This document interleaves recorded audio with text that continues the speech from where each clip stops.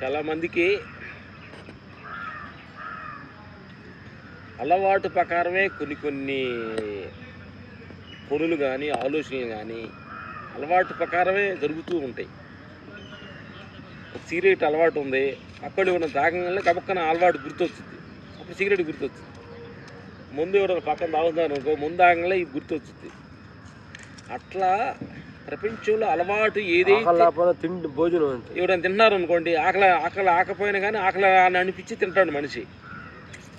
ఇవన్నీ ఏంటంటే అలవాట్లు వచ్చే పొరపాట్లు. ఇవన్నీ మన మిత్రులారా, మన ఫ్రెండ్స్ ద్వారా కొన్ని అలవాట్లు, మన ఫ్యామిలీ తల్లిదండ్రుల ద్వారా వచ్చే కొన్ని అలవాట్లు, మనం ఉండే సర్కిల్ ద్వారా వచ్చే కొన్ని అలవాట్లు,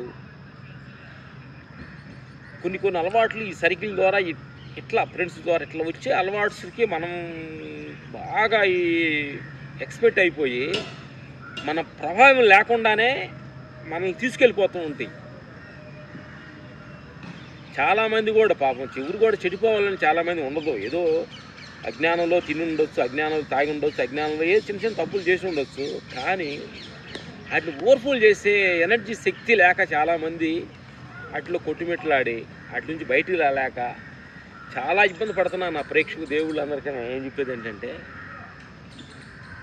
మార్చాలి. వాటి మీద ఒక పట్టు నువ్వు సంపాదించుకోవాలంటే,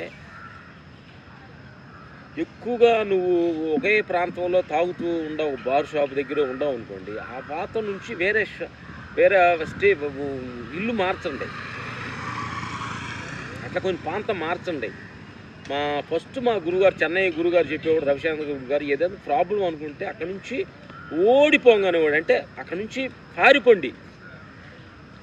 ఆ ప్రాబ్లమ్స్ మనం గెలలేనప్పుడు ఆ ప్రాబ్లమ్స్ నుంచి మనం వెళ్ళిపోవాల్సిందే తప్ప అక్కడే నుంచొని గెలవాలంటే కొంతమందికి ఆత్మస్థితి ఆ లెవెల్ ఉండదన్నమాట. నా మిత్రులారా, అన్నిట్లో ఉండి గెలవగలగాలంటే ఈ మెడిటేషన్, ధ్యానం అనేది కానీ మనం ఇన్నర్ లెవెల్ కానీ వెళ్ళగలిగితే వీటిలో నుంచి మనం బయటపడగలుగుతాం మిత్రులారా. అందుకని అలవాట్లో పొరపాటు చాలా జరుగుతూ ఉంటాయి.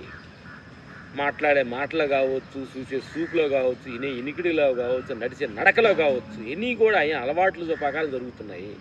అవి వేరాద్రి మహర్షి అని మనకు చెన్నైలో ఒక ఆయన చెప్పేవాళ్ళు. వర్షం పడి ఒక పల్లం దారి పడింది అనుకోండి, ఎప్పుడు వర్షం పడ్డా ఆ పొలంలో వెళ్తూనే ఉంటాయి. అందుకని నా మిత్రులారా, ఆ ప్లేస్ మార్చాలి. వీటన్నిటి మార్చాలంటే పాత అలవాట్లు మార్చేసి, పాత బాడీ లాంగ్వేజ్ మార్చేసి, మన కొత్త ఫ్రెష్ జీవితాన్ని నువ్వు ఈ ప్రపంచాన్ని చూసి తెలుసుకొని ఫ్రెష్ జీవితాన్ని స్టార్ట్ చేసుకో.